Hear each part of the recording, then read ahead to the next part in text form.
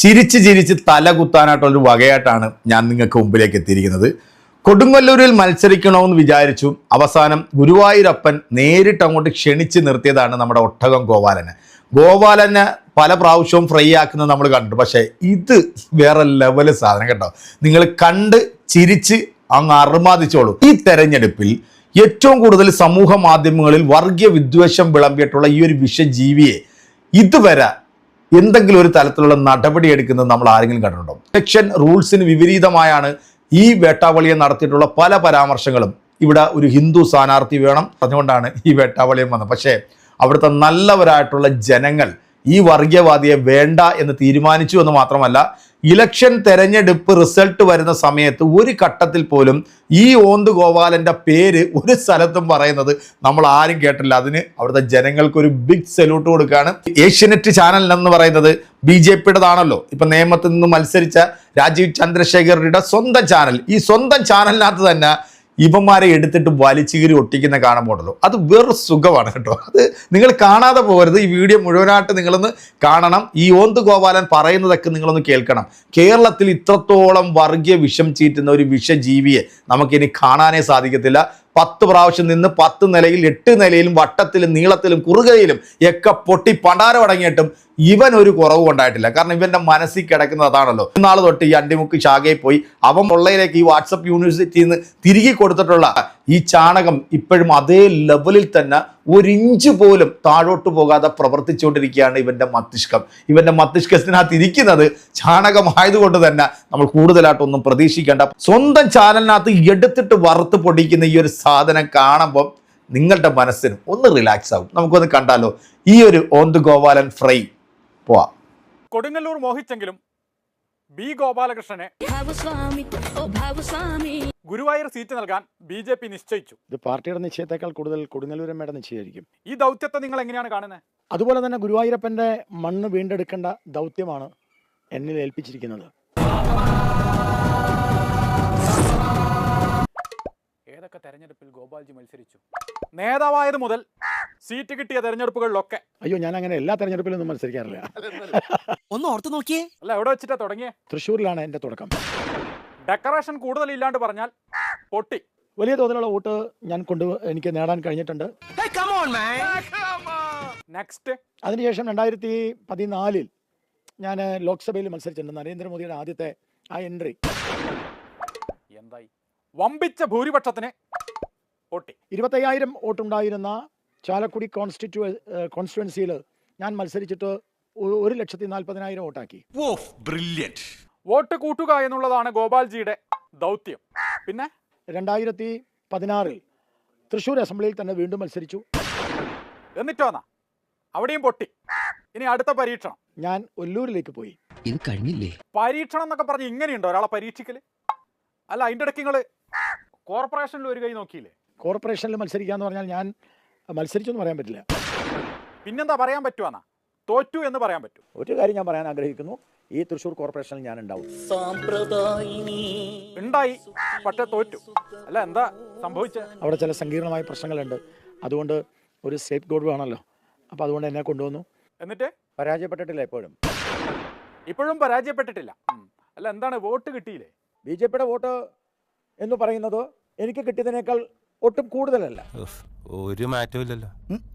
കിട്ടേണ്ടതൊക്കെ കിട്ടി, പക്ഷെ പൊട്ടി. ഇത്തവണ കോർപ്പറേഷനുള്ളിൽ കയറ്റാൻ അവർ എന്നെ അനുവദിച്ചിട്ടില്ലെങ്കിൽ കോർപ്പറേഷന്റെ വെളിയിൽ ഇനി ഇവർ യഥാവിധി സഞ്ചരിക്കുമെന്ന് വിചാരിക്കേണ്ടതില്ല. അന്നത്തെ ഗോപാൽജിയുടെ ഫ്യൂച്ചർ പ്ലാൻ എന്തായിരുന്നു? ഇതായിരുന്നു. തൃശ്ശൂർ കോർപ്പറേഷനിൽ പുറത്ത് ഞാനുണ്ടാവും. അകത്ത് കയറിയിരിക്കാൻ പറ്റില്ലല്ലോ. അകത്ത് കയറ്റണമെങ്കിൽ ജയിക്കണ്ടേ? തോറ്റില്ലേ?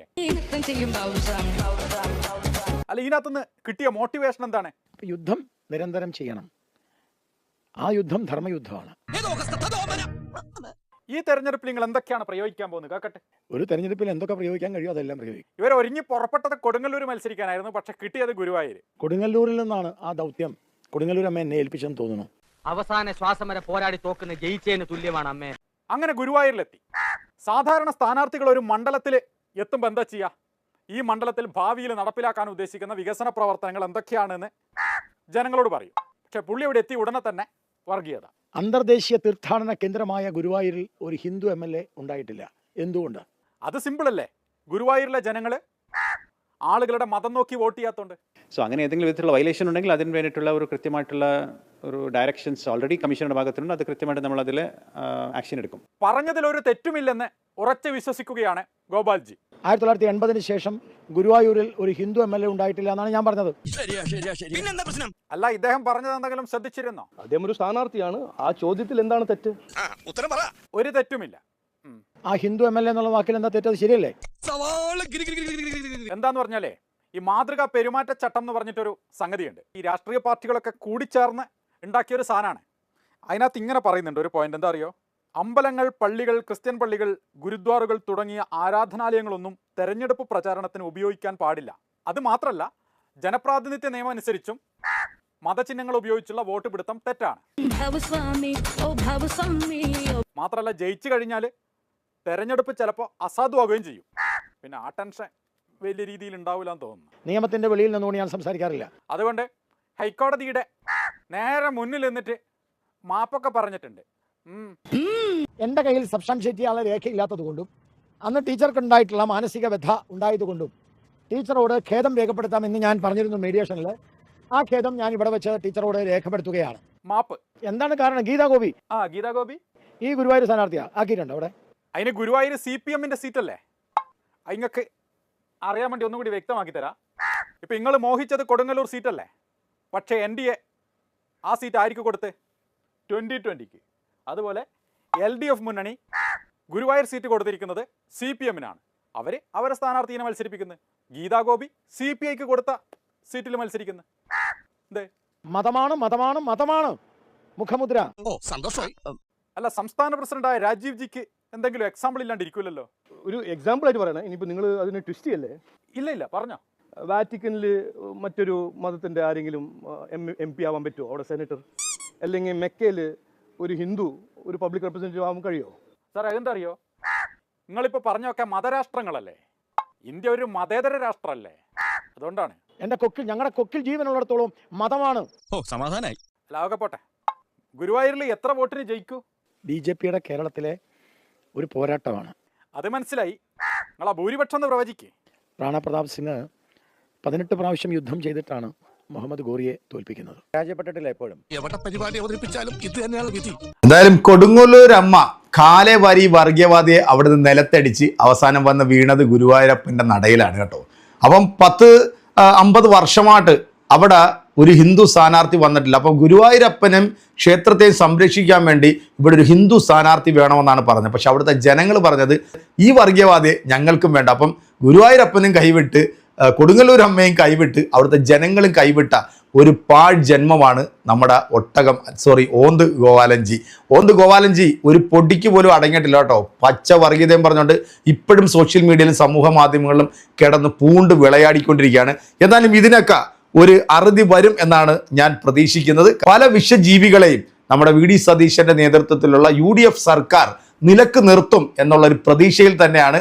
അങ്ങനെ വന്നെങ്കിൽ മാത്രമേ നമ്മുടെ ഈ നാടിനെ നമുക്ക് വീണ്ടും നന്നാക്കിയെടുക്കാൻ സാധിക്കത്തുള്ളൂ.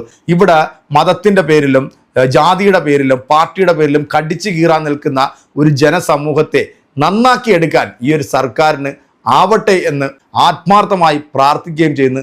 ഇതുപോലുള്ള വിഷജീവികളെയൊന്നും കേരളത്തിലെ പൊതുസമൂഹം അംഗീകരിക്കത്തില്ല എന്നുള്ളതിൻ്റെ ഏറ്റവും വലിയ ഒരു ഉദാഹരണം തന്നെയാണ്. സ്ഥലത്തെല്ലാം 8 നിലയിൽ ആറ്റം ബോംബ് പൊട്ടുന്ന പോലെ ഈ വൃത്തികെട്ട ഓളികളെല്ലാം പൊട്ടിപ്പണ്ടാരടങ്ങിയത്.